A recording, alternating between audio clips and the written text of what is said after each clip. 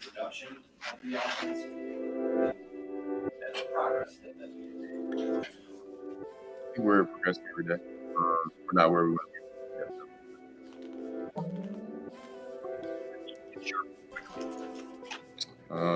Everything really. I mean, I think we can improve at everything. So there's not one thing that we're reached our full potential yet. So as long as we continue to get better at each and everything each day, we're going to be in a good position. How challenging is it for you when the offensive line configuration is constantly changing? Different center, different right guard, left tackle, whatever the case. It's not really that challenging. I mean, you never know what can happen during the season. Injuries pop up. So I think it's actually good that guys are switching up a little bit, stuff like that. So. You just told us that the starters are going to play. What's the value in this new system you go out to for you? Just more reps at it, seeing a different defense. And, I mean, that's really the only thing. And we practice against our defense every day. So get to go up against somebody else, that'll be good for us for sure. What excites you about this offense and the players in it? Yeah, I mean, we have a lot of playmakers. Of course, Luke, he's a smart guy. He's a great teacher. So, I'm excited for this year. And, I think everybody knows that they're going to put us in a great position to try to do the things that we do well. So, yeah. And we know you have a good connection with Mooney, but which of the new receivers do you feel like you're developing, pretty good chemistry with? Yeah, I think EQ for sure. Equinemius. I think also Cole. I think he's progressing every day, especially from last year. I think he's just getting better. And, Byron for sure. Also, and then Bayless too. I think those are all guys that, I'm getting a lot of reps with and kind of getting to know how they run their routes and stuff like that. So. You mentioned St. Brown right off the top. Do you find that he is similar to Mooney, that he's just always exactly where you're expecting him to be? Yeah, and I mean, that's also because he's been in this offense for, a number amount of years. So, he really doesn't make mistakes when it comes to, running the plays and stuff like that. So he's definitely always in the right spot and kind of knows where to be on certain plays. So he's a weapon in this offense for sure.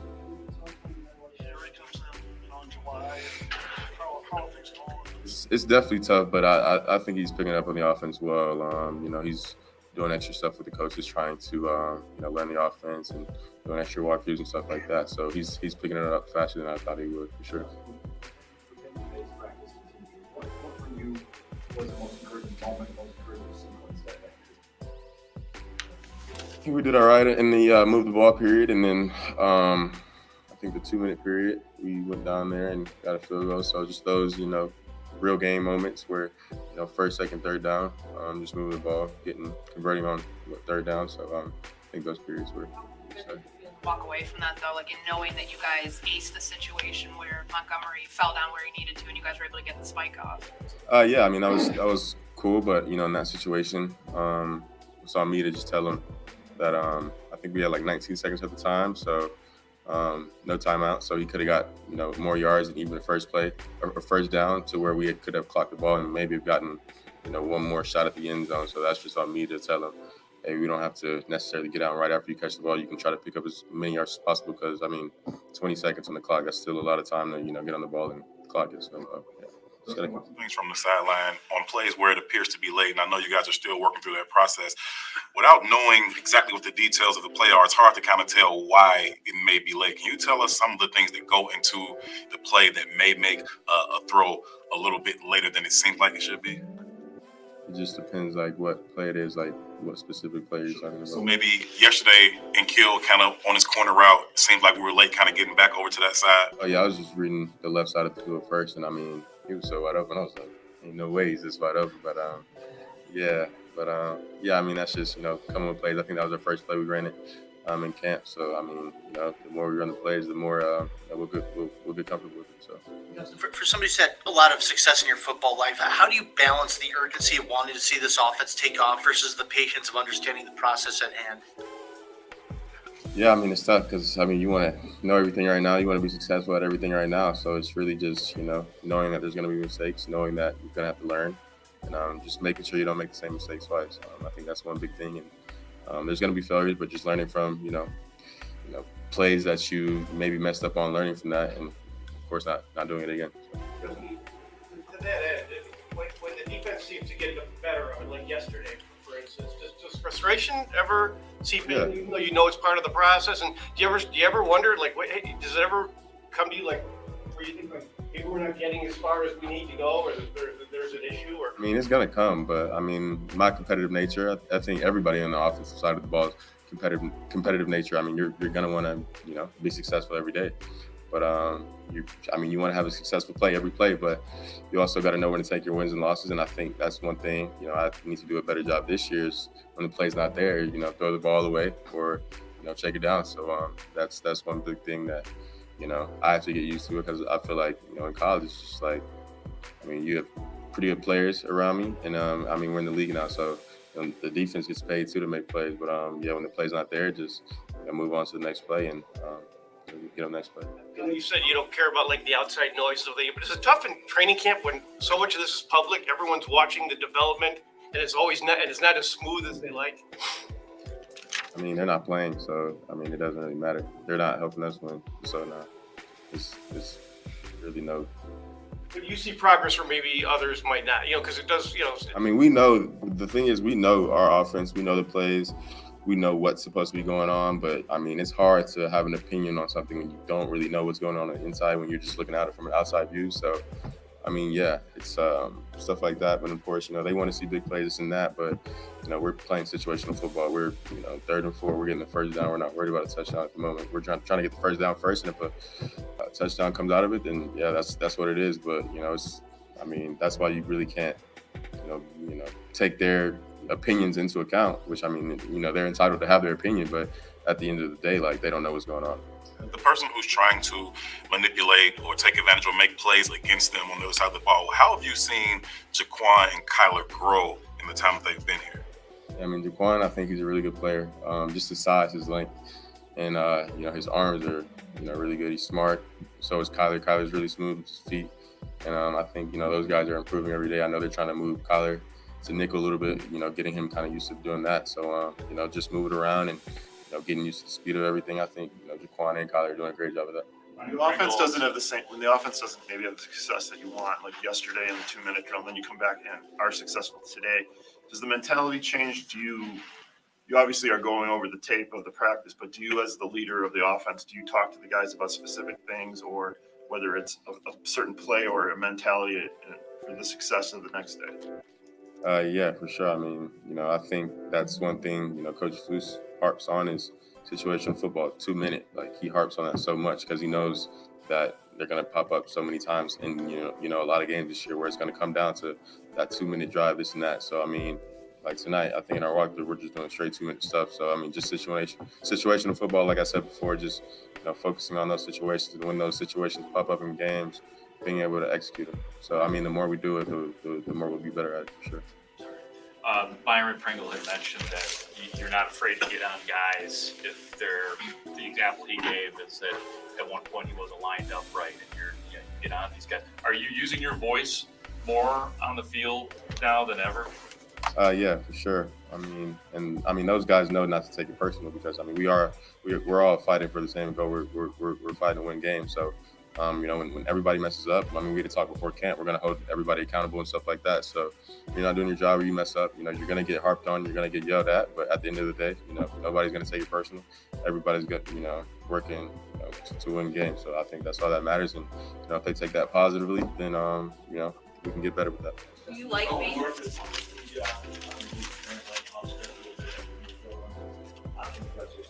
you still feeling now kind of risk reward of when those can work for you and when they're a little bit dangerous? Am I still filling it out? Yeah. Is it still a test and out process for you as you go through camp, or is it something that you feel like you're pretty locked in? Yeah, it just depends what play it is, really. Joseph, we saw the touchdown to Mooney. I think it was 4th and 1.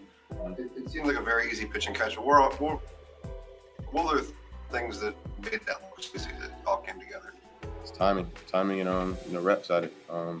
That's the play we've had in since OTA. So we get extra rep with that play. As quarterbacks, just the rollout play and just stuff like that. So that's just timing and reps. So that was kind of a pitch and catch, like you said, kind of easy.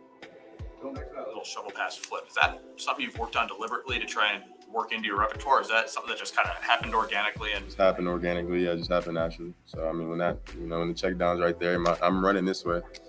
It's faster for me to just get the ball out like that instead of turning my whole body. So the first time you did it, you were like, "Oh, that worked. I'm gonna try that some more." it worked out. So don't have to be a robot. Does having command of the room and knowing that your voice really carries a lot, does that mean a lot to you? Is it something that has also been very organic and come naturally? Yeah, I think it's came naturally, but it doesn't really mean a lot to me. I mean, of course it does, but it's like I don't need to have that power. I think at the end of the day, they know, what we're trying to get done. Like everybody knows, like we're trying to win games. So just me communicating and getting on the same page as guys to what I think they're gonna do. So we're on the same page. So I'm just on certain plays and stuff like that. To where I'm just thinking of like instances in my head right now where like yesterday there were some plays where I'm thinking guys are going to be in different spots, but it's just like we're missing it just by a little. So just talking through those, with different players, different.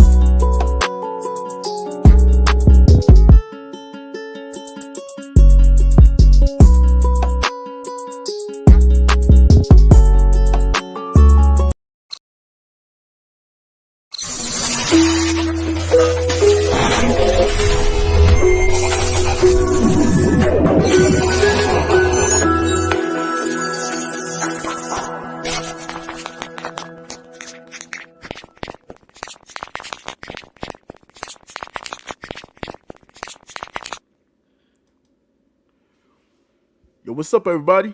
Welcome to the CNG Podcast. And today, I guess we're gonna be talking about the training camp. But I guess G Walker was in here. He stepped out for a second. But make sure you like this video. And other than that, that's about it. Oh, look, we got G Walker coming in. Yo, G, what's going on, man? What's up, everybody? What's up? How you feeling, man? Hey, man, I'm feeling pretty good. Can y'all hear me out there? Yeah, I think we can hear you pretty clear, man. Let's go. What's up, everybody? What's going on? What's going on? But hey, first topic. We ain't gonna hold y'all up, but first topic is gonna be Tevin Jenkins. Actually, hold on. We got one comment. Let's get to this comment, then we'll go ahead and get started real quick. This comment. We're gonna hop off camera once we get the content going. We're gonna hop off camera so y'all can see the content we're putting up. Right. So let's go ahead. Let's get these comments going real quick. We got Angel. Yeah. Tevin Jenkins. We're gonna get to man. Yeah. Yeah, we're gonna get to all that. And then we got my man Ken. What's up, Ken? What's going on, man? Can't wait to see you soon, man. This is Ken from the Hallis Hall Report. What's up, Ken? The show that we do on Sundays and Wednesdays with our host Mike the Bear Fan. What up, Mike? But yeah, but hey, let's get into this content, man.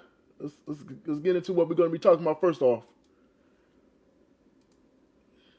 We got our guy. Hold on, let me get rid of this comment. We got our guy, Tevin Jenkins. This man has pretty much been the talk, not the talk of the week, but it was some trade rumors going on. But G Walker, talk to me, man. From what we heard about Tevin Jenkins with the coaching staff, right? And how they felt about him. What's your take on Tevin Jenkins going forward with this team? I think he needs to grow up, man.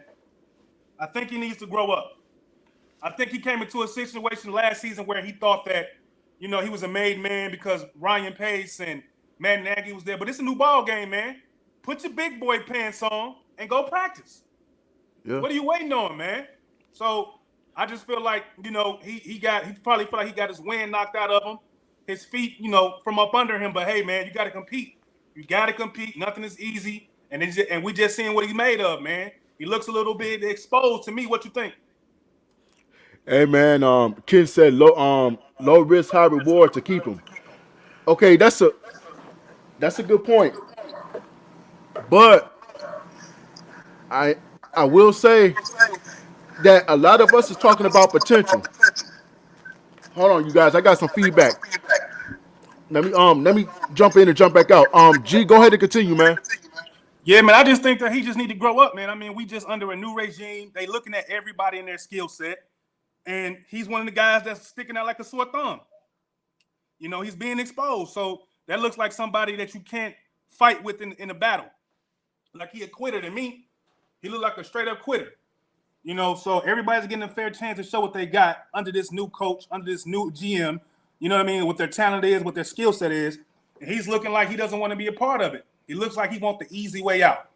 I don't think that's something that, we should be concerned about as far as talent. We got to find the 5 best linemen that fits on the offensive line for Justin Fields to stay upright all game on Sundays. So if this guy is not at practice right now, he's hurt right now, how is that going to help us in the regular season? It's not going to help. And then you got to think about the mindset that's putting the team in. Depending on you to be there week in and week out already. You're a second-year player. You were hurt most of the year last season. Now you're not playing again. At first, they didn't even say it was injury. Now it's injury. So looking at it like that, if we're looking at it like he's not available, how does the team look like he's going to be available? It doesn't make any sense. It doesn't make any sense to me. It doesn't make any sense that, he's not looking like the guy that could help us out, man. And even before, we drafted him, there was multiple things about him that were red flags. There were red flags when we got drafted. A scout, was adamant that Jenkins wasn't worth the risk. He was convinced his team to pull the kid off their board entirely. A scout said pull him off the board entirely, man. And we still drafted this guy. We still drafted him, man. So, then it's the bottom part of it, how does the leadership view Jenkins? So, CJ, I'm going to put it back to you. What do you think about them knowing the red flags, ignoring the red flags, and still drafting this dude? What you think? I just think it's a complete mess. When you're looking into a regime, an old regime that didn't have no focus, that didn't have anything planned out, and to me, they just picked the guy based off potential. And now, what has happened is that the Bears' new regime has been left with this guy who I thought was a 3rd or 4th round pick. I thought they took him too high. They said that he doesn't have great strength in his legs.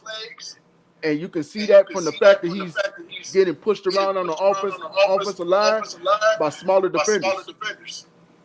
So this whole potential talk, how can you base it off of potential when this guy has not logged in enough games to play?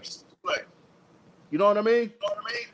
So now they kind of left with this dilemma. I think he's going to be on the bench starting out, and he's going to have to prove, to the Bears that he can take, game in game situations. You may have to sub him in, rotation wise to see how he goes before you start throwing this kid's name as being a starter. I agree. I totally agree because you don't know what his mental stability is, and you don't know what his physical ability is. So you put those two things together, he looks like a player that's not going to play. He looked like it. Yeah, I definitely agree. And as far as I don't know if the Bears can even get a draft pick for him. Because you can't really get a draft pick for a guy that hasn't played too many games, guy. And it's like, me and you, we know how how everything works when it comes to go out there working a 9 to 5. It's the same thing with Jenkins. If you go into a new job and you get hurt at your new job, and then they fire the people in the front office and bring in people in the new office, they gonna look at you like, bro, you ain't done nothing. Like, why should we keep you? So I don't know, man. This is a tough situation for the Bears. Yeah, it's tough, and it's look like the management, they're just gonna do it the best they can, and try to give him some grace and try to give him some time. But I don't think nothing's gonna change. I don't think he's gonna jump over guys that we got in the free agency. The 2 linemen we picked up in free agency. Braxton Jones is looking like a starter for week 1. Lucas Patrick is going to be coming back before week 1. And it's looking like the offensive line is starting to shape up without him. So, he's on the outskirts and he has to earn his spot that he got from the past front office. And now it's new. It's just like he's looking like he's out back, man. I don't know. Yeah, man. The thing is that coaches have said that he does not have lower body strength. So what that means is that you're going to get pushed around a lot on that offensive line. You got to have low body strength when you're going up against these defenders in the NFL. This is not college football anymore. You're in the NFL. You got to get in that weight room. You got to get those legs stronger. You have to. I hear you, man. I totally agree. All right, man. But what's the next topic, man? Oh, you know what? We're going to move on to this guy right here, man. We're going to move into the ball hawks, man. We're going to move on to the guy that I think that's the leader of the secondary, man. He's the leader of the secondary, bro. And he said some things about the rookies that they drafted. Briscoe and Gordon. And what I'm going to do, I'm just going to read to you guys what Jalen Johnson said about the guys that we drafted. Gordon and Briscoe. So this is what he said. He said, honestly, I would say they were surprising me a lot more than I would expect. Johnson said Tuesday after the Bears' first padded practice.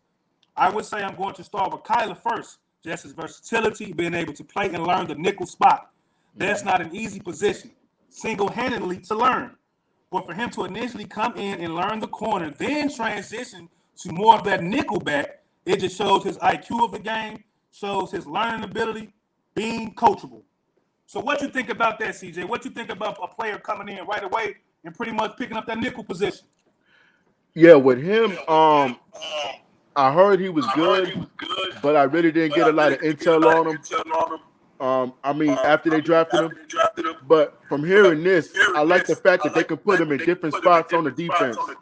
You know, and that's what they need. They need a guy to come in to play different spots because they're going to be going against different receiving corps during the season. And you may have a guy that's in that slot that may be a little bit bigger that you may have to be physical with. Right. And I think Kyler can do that. Right.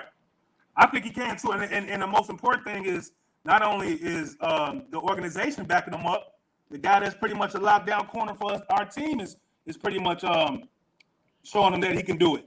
So not only is he supported by the front office and the coaching staff, he's supported by the guy that's leading that secondary, which is Jalen Johnson. But then he also said something about Jaquan Briscoe right here. He said, then Jaquan, I didn't really know too much about him coming in. I had a lot of question marks, but just seeing him play and have a conversation with him and working out after practice, he's definitely hungry for success.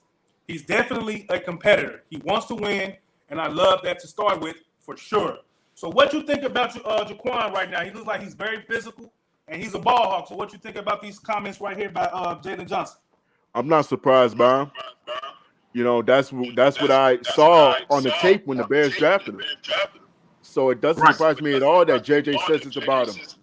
You know, you see him working out with Aaron Donald. You know, we covered that in a previous show. You know, so we know how hungry this kid is.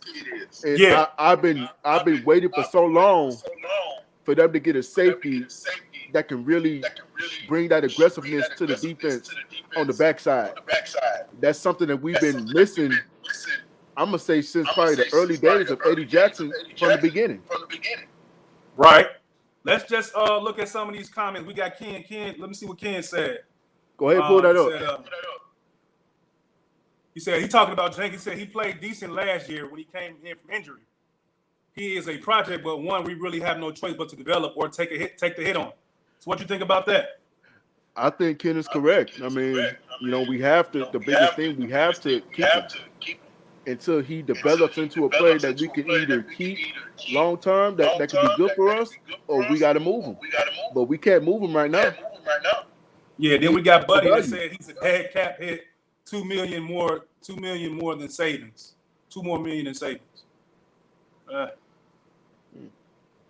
And then we goes back to another comment. We got Ken that said Jaquan, defensive rookie of the year. Book it. Oh, I got to screenshot this one. Oh man, Ken, yeah, Ken be coming with. Ken could be right, man. That kid, man, has a lot of potential, guy. When I saw them tapes for the first time I saw him, I was blown away, man. Right. You know what? We're gonna keep that in. We're gonna keep that in mind. Ken, we're gonna keep that in mind. So I just got one more picture, CJ, and I think this is the future of our secondary along with Jalen Johnson, man. I call this picture here no-fly zone. This is the no-fly zone, man. This is Kyler Gordon and Jaquan Briscoe. Hopefully these guys, they come in and give us an immediate impact right at the gate. Week 1, they shut down the rookie Trey Lance, the double rookie. That we give him fits all day. So I'm hoping to see these guys get pass breakups, get interceptions, get hits. You know what I mean? Stopping people on third downs. I mean, I want all of that, man. What you think about this picture right here, CJ? It could be a beautiful thing, man. We just gotta let these guys develop. You know, we gotta let these guys, come into their own as rookies. They're gonna make mistakes, but we got. It's gonna be an amazing thing. I love to see guys coming in, especially rookies coming in, who have great mindset and just have excellent potential as far as what they can do. But we just gotta see them put it all together at the NFL level. That's what it's about. I totally agree, man. I got one more picture right here, and I just think it's one of the best pictures I saw on the internet. Man, Eric Gordon. I call this picture right here Eric Gordon. This is what I love, man. This is what I love right here. A young guy going up and getting that ball, man, playing safety. That's Brewster? All season. Yeah, that's Briscoe, man. That's probably like a 40-inch vertical, man.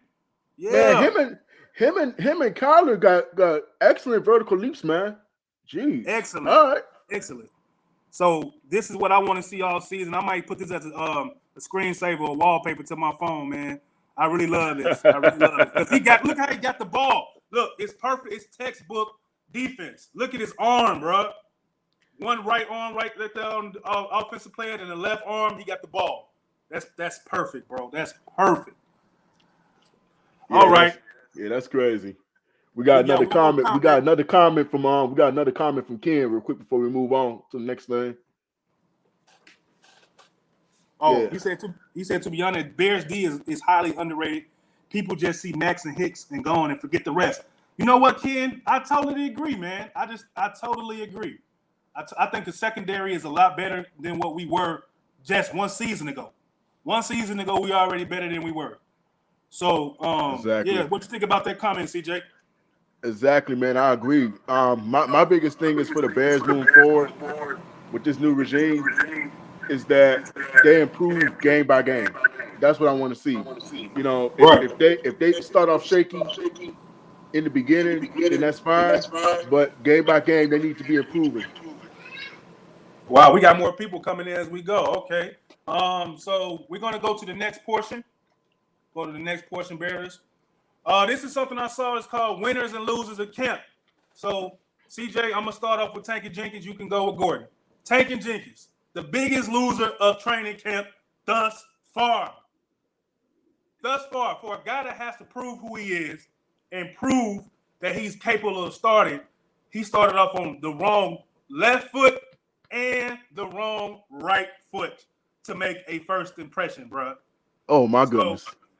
Oh my goodness, man. So he's my first loser. What you got over there for Kyle Gordon? What you think? Man, he's a winner. I've been very impressed with him. And I really think the future is bright for this kid, man. He just has to come in, be ready to work, and be ready to go. I mean, there's nothing more you can say about him. Yeah, man, I agree with you too, man. I just think these guys are coming in and they drafted two second round picks. Secondary is weak. We probably got the best guys in the draft. Second round picks as far as I'm concerned, as far as our team going forward. So the next guy we got Jaquan Briscoe, who's a winner as well. What you say about him, CJ? He's a big time winner. I'm surprised that he fell to the second round. You know, so if this guy becomes an all-pro player within the next 4 to 5 years, it's going to be a lot of pissed off GMs, you know, saying that why the hell we didn't get this guy. Yeah, he looks like a guy that's going to be here for a long time in a uniform, man. And I can't wait to see him come play. And then we got our boy Justin Fields, franchise quarterback, man. Go ahead, CJ. What you think about Justin? They got him down there neutral. What you think? I would disagree with that a little bit because one thing I have noticed with Justin that his release has gotten a little bit better, a little bit quicker. Now we just gotta see how that's gonna go from gameplay performance, which we're gonna see next week. So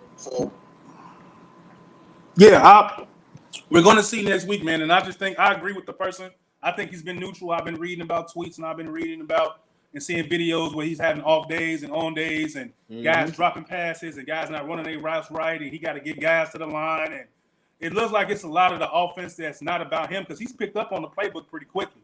So it's everything else around him, which everybody, the experts, the pundits said that's pretty much going to be the issue, is the guys around him.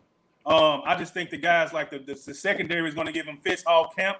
Jalen Johnson, Jaquan Briscoe, and Kyle Gordon are going to give him problems all camp, man. And iron sharpens iron. And I think that's going to make him better. But I also want to see him destroy camp one day. They said he destroyed, he went 7 for 7. He went 7 for 7 one day, and he did pretty good throwing touchdowns. He had a 7-on-7, 10 for 10 completions, and he had like 3 touchdowns. But ever since then, now that we got the pads on, it hasn't been the same. Now we got pads on. Their production is not looking like it's been the same. So I'm going to agree that it's neutral. And what Ken say down there? He says 2-minute drill needs huge work. I agree. I've been seeing things in that 2-minute drill. I think yesterday or today, they say they've been struggling with the 2-minute drill. And I just think that's execution. I think that's going to come with time. People are getting familiar with the playbook and the timing and the rhythm. I think he's going to actually get better as the camp goes. And I think his receivers are going to get better as the camp grows. Okay, we're going down to our last one. Not last one, but our last one on here. Another winner. I'm going to start with this one, CJ. This guy's a 5th-round pick, man. This guy's a 5th-round pick, and he might start left tackle September 11th, first week of the NFL season for Chicago Bears. I don't know if I'm either very impressed with that or I'm very underwhelmed with that a 5th-round pick is the best at the left tackle position. What you think? Man, I really haven't seen much of him. I just heard that he had a good work ethic. You know, they were talking with him going to the left tackle, right tackle, but he's been mentioned several times. So of course they are impressed with him. I just have to see how he plays next week and moving forward. Before I could just say he's going to be a starter. I just want to see more of him. Yeah, man, he's been pretty much. He was quiet in the mini camps and everything, but like since they put the pads on, as soon as I look on the internet and I look on the Chicago Bears tweets, this guy's dominating the left tackle position, man. So as soon as they put the pads on, his name popped up that he's the best one there. So that's incredible, man. Then we got one new comment. Yeah, we got a comment from Bobby. He said they struggled with the 2-minute drill because Nagy didn't practice it. Man. Hey, we don't speak on that name around here no more. About Nagy is gone, man. Nagy is gone, man. And then he said he's been in the starting spot since minicamp. Yeah, bro. Yeah, Bobby. Okay. Hey, man. Shout out to Shot Bulls Podcast, man. Our partners. All NFL season, all NBA season. Go ahead and support those guys on YouTube, on Facebook. Shot Bulls Podcast. Yeah, but he's been starting since minicamp, man. And look, and it's almost September 11th, so he haven't lost his spot. What you think about that? I think it's good, man. Consistency. We've been talking about this with NFL and other players in different sports. Consistency is what's going to keep you out there with the playing time. So if he keeps that going, nobody's going to take his job. Jenkins needs to learn from him. To tell you the truth. Yeah, Jenkins. Yeah. Jenkins needs to learn from him, man, because this guy's a 5th-round pick.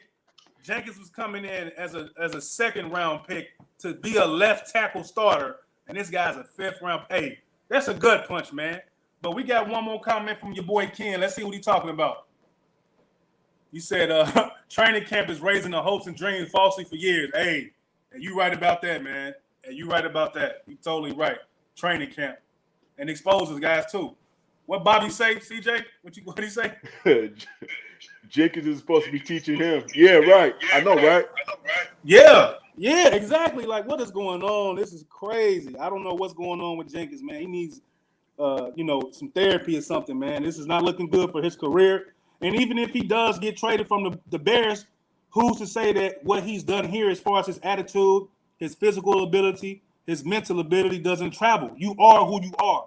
And your first impression, and a lot of time, is your lasting impression. So, that's looking like, that's all on him, to be honest.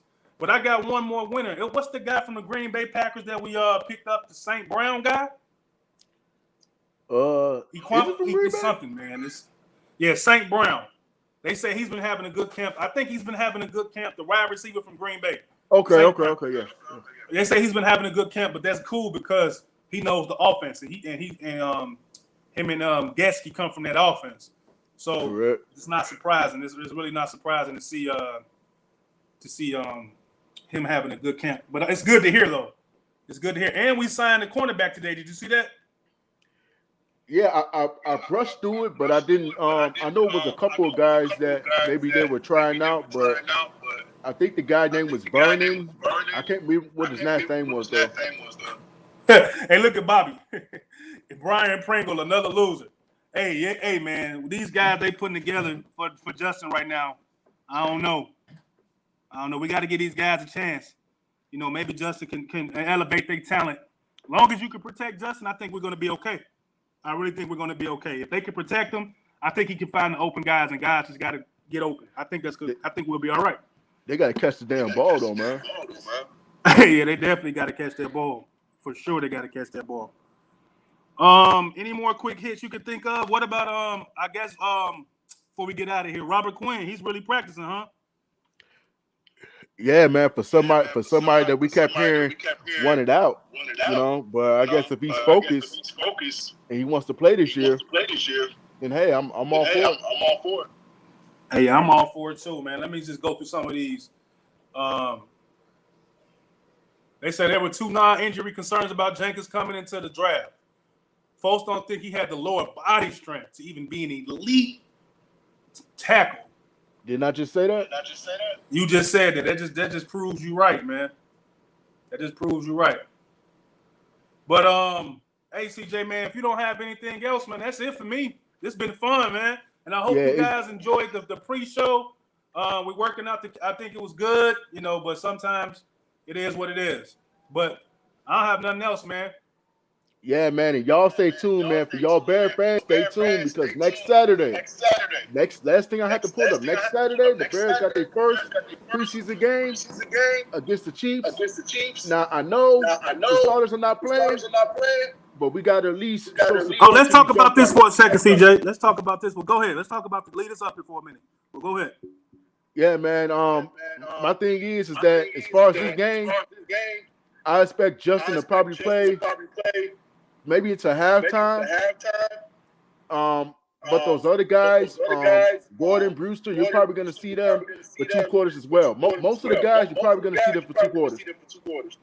Yeah, because I wasn't surprised that Eberflus said that they were going to pretty much have a good amount of time this first game, and I agree with him. I think those guys need to get used to playing already. This is not Matt Nagy where he had guys that were sitting down, rookies, you know, not giving them preseason time. Then when the season comes, the regular season comes, we get smacked by the Packers by 50 points. It's crazy. So I'm good with that. So what do you think? You think the Bears win this game? You know, it's preseason. Chiefs versus Bears. They could. I mean, it depends how we know how this goes, man. It depends how the second half guys play. Those second and third string guys play. You know, so we know it all depends about that. But I'm more concerned with the starters. You know, how those guys are going to come out and play. I agree, man. So I think we win this game. I don't even know who the quarterback for the Seahawks is, man. But I know Justin's going to be playing that game. I think we might actually go 3-0, man.